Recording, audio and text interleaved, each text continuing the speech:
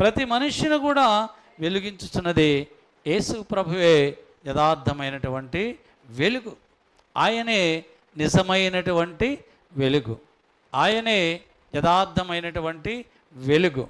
ఆ వెలుగు లోకములోనికి వచ్చింది. ఆ వెలుగు లోకములోనికి వచ్చింది. ఇప్పుడు వచ్చి ప్రతి మనుష్యుణ్ణి కూడా వెలిగిస్తూ ఉన్నది. ప్రతి మనుష్యుణ్ణి వెలిగిస్తూ ఉన్నది.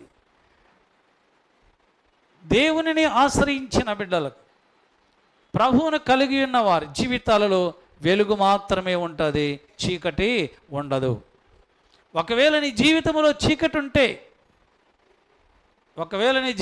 చీకటి ఉంటే ఇంకా దేవుని యొక్క వెలుగు నీ జీవితంలో లేదు.